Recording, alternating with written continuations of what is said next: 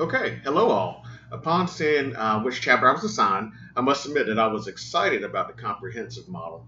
My thoughts before reading were that it would take the best of all of these models we have viewed and combine them with the system that created equality in preparation, access, and completion rates in higher education.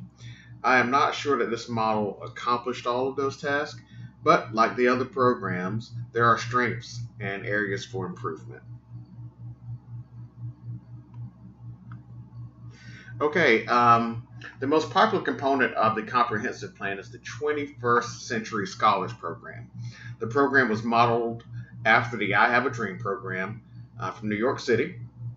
In this model, low income students take a pledge to prepare for college, and in return, they will receive a promise of financial aid equal to the tuition of the school they're choosing. That was the original plan for this program. On the surface, that sounds like a great program, but later in the presentation, I will highlight the specific requirements of the program. Additionally, this program provides families of the students with support by teaching them how to help the student prepare for college. The legislation for this program was very controversial, but signed into effect in 1990 with no initial funding. And this program is a hybrid program. It is merit based, which we will discuss the merit side later, and need based, concentrating on low income students. Few students qualified in the early part of this program due to the current state integrated approach to education. There were other programs that received more funding. Before this program started, there was already a generous, like I said, there was already a generous need based program, and high school graduation requirements were changed to improve college preparation. Additionally, the state provided early reading reform, professional development for teachers, and a coordinated approach to need-based aid that was integrated with educational policy and promoted access for all students.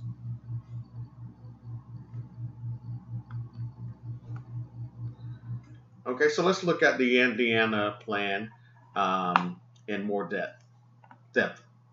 Until recently, St. John et al. Characterized Indiana as both conservative and progressive.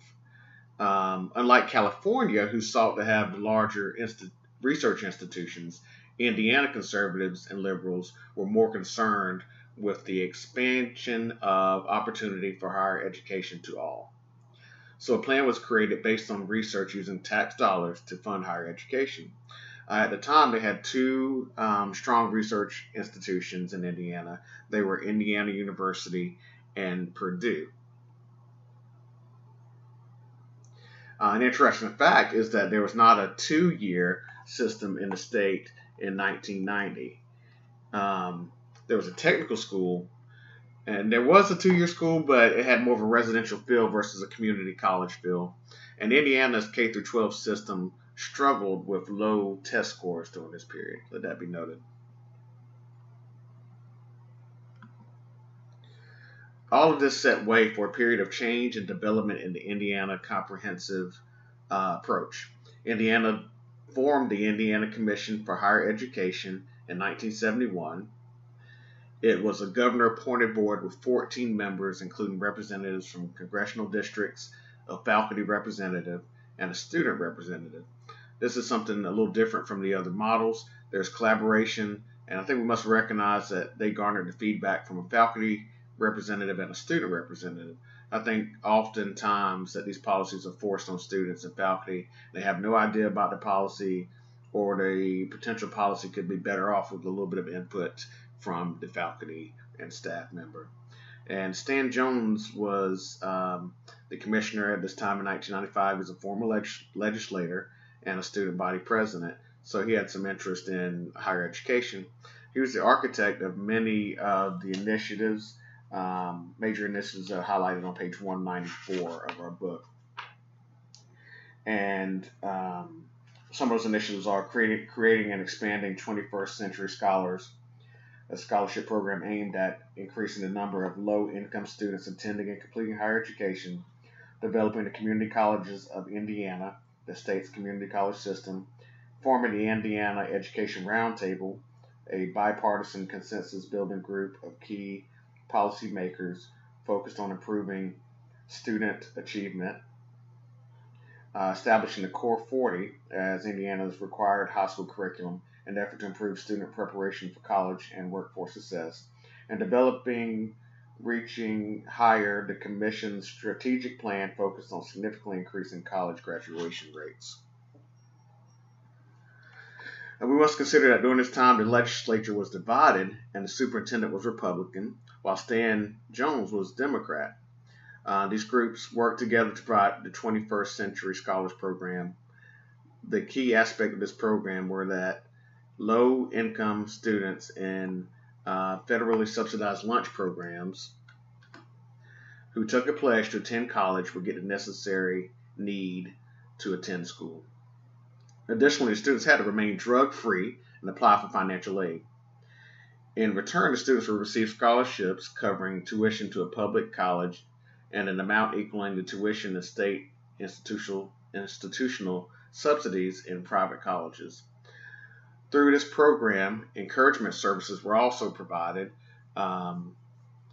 and surveys were taken by all middle school students, providing data for studies on college preparation and success. The state also developed an honors diploma and the Core 40 curriculum as a plan to prepare all high school students for college. Additional funding schemes were created based on diploma type.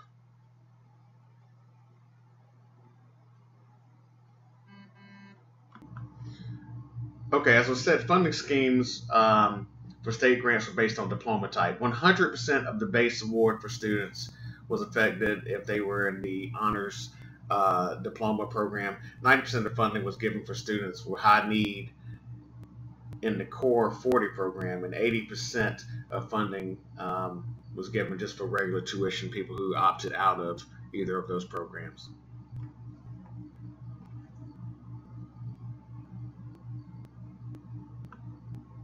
Okay, the primary challenges and limitations to this program were annual funding, as we've been discussing throughout the course with other models. When state appropriations are lowered or cut, these programs suffer.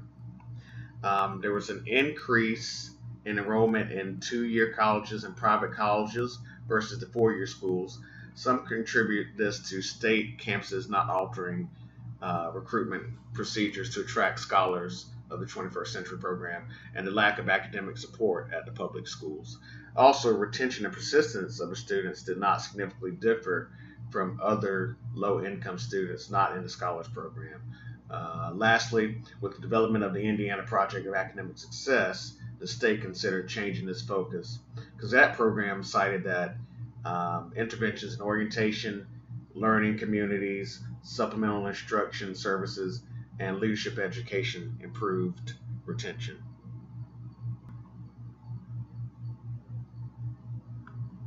So when we look at the trends in state policy and funding, an exit exam was required to graduate high school in 2000 in Indiana.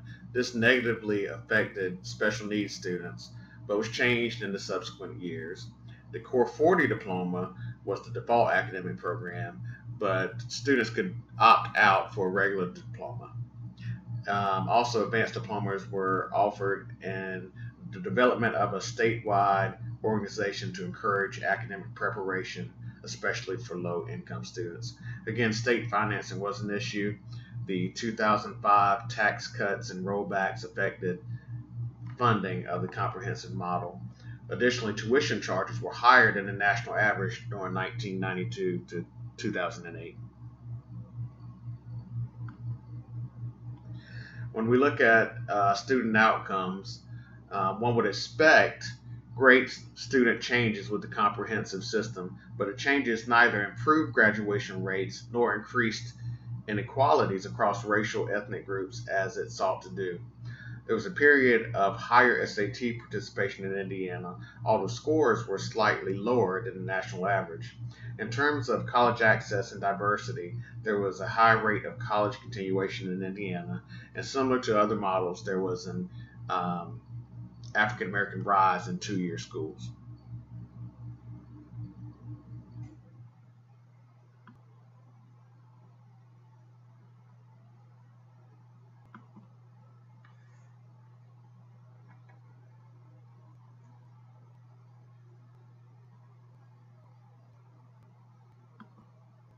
Okay, these are some of the current issues, things to consider for the future of the Indiana model.